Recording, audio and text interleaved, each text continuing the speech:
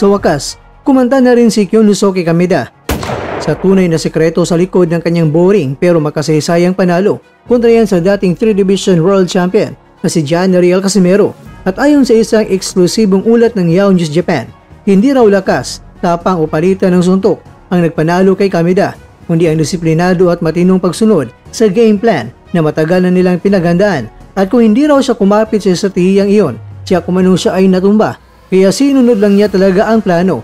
Inilahad mismo ni Kameda na ginaya niya ang estilo ni Naoya Inoue sa laban nito laban niyan kay Murogen Akmadalib sa isang laban kung saan ay hindi ipinilit ni Inoue ang knockout sapagkat alam niya na delikado ang sumugod ng sumugod, baka matsambahan pa siya. Sa halip gumamit si Inoue ng malinis na footwork, disiplina at pag-iwas upang talunin si Akmadalib sa pamamagitan ng puntos. At iyon din ang mismo ang blueprint na ginamit ni Kameda. Hindi nagipagbanggaan, hindi nagipagpalitan, kundi pinaikutan ng kalaban at tinalo sa pamamagitan ng teknikal na pamamaraan sa boxing.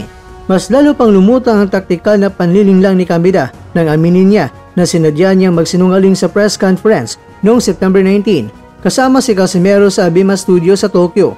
Buong yabang niyang sinabi na tatapusin sa Casimero sa unang round lang at sinabihan din siya ni Casimero na tatapusin siya ng 30 seconds at agad itong sinabayan ni Kameda na sige, tapusin mo, huwag kang tatakbo. Ngunit ayon kay Kameda, lahat iyon ay palabas lamang, isang pain, isang malaking bitag.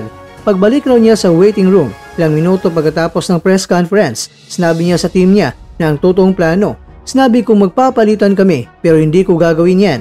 Gagamit ako ng footwork at hindi ko siya papapurmahin hanggang matapos ang laban.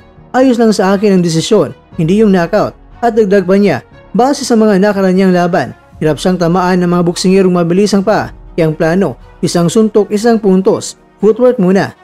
Dito na nagsimula ang mas malalim na estratehiya, ang pag-provoke kay Casimero upang mapasubo ito sa opensibang alam ng Team Kameda na magiging diado siya. Sa simpleng salita, gusto nilang pilitin si Casimero na maghabol ng maghabol hanggang sa mawalan ito ng tamang distansya at timing. Ang layunin ay kontrolin hindi lamang ang ring, kundi pati ang emosyon ni Cuadro Alas at malinaw raw ang utos sa kanya ng kanyang kampo na bawat magitan ng rounds na sa halip na magipagpatayan sa gitna, dapat niyang umikot at iisin ang pressure hanggang 10 rounds. Ito rin ang taktika ni Inoue kay Murogen Akmadalib, ang maging maingat sa halip na magipag all-out war. Sa huling mga kwento, nagbunga ang disiplina, ang hindi niya paghabol ng knockout sa mismong nagbigay sa kanya ng 3-0 unanimous decision win laban yan kay Casimero. Isang upset na hindi inaasahan ng marami, lalo na ng mga Pilipinong tagahanga. Para kay Kameda, malinaw ang mensahe, hindi ito usapan ng pagiging mas malakas, kundi pagiging mas matalino. At ayon pa sa kanya, kung nakipagsabayan siya sa gitna ng ring, baka hindi na siya umabot ng desisyon sa laban at posibleng nilamon siya ng lakas ni Casimero. At ang kanilang game plan, maigpit niyang sinunod, kahit pabatid niyang may mga manunod na hindi magugustuhan ang estilong takbo ng takbo lang. Sa kabilang banda, mga kwento na nanatili namang mainit ang reaksyon mula sa kampo ni Casimero at mga taga-suporta nito. Malinaw ang salaysay ni Kameda, ang kanilang panalo ay produkto ng maingat na paghahanda, teknikal na disiplina at estratehiyang tinugma sa inspirasyon na kuha mula sa estilo ni Naoya Inoue. At sa pag-amin na ito, isang bagay ay hindi maikakaila sa mundo ng boxing. Minsan, ang pinakamalakas ay hindi laging nananalo, kundi ang pinakamatalino.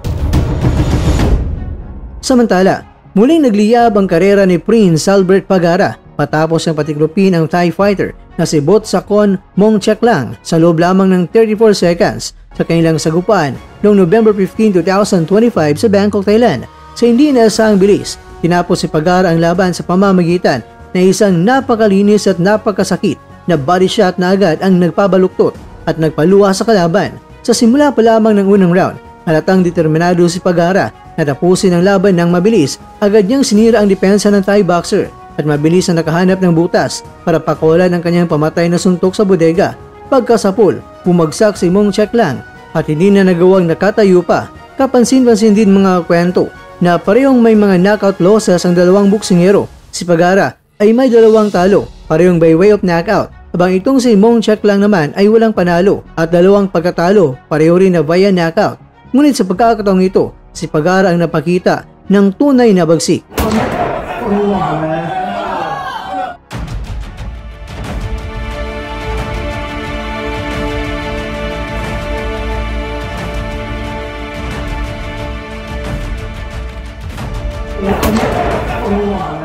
At dyan, nagtatapos ang ating kwento.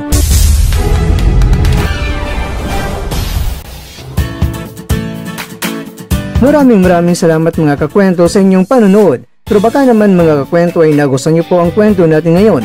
Baka pwede niyo po akong mabigyan dyan ng like, subscribe at pa-click na rin sa bell button.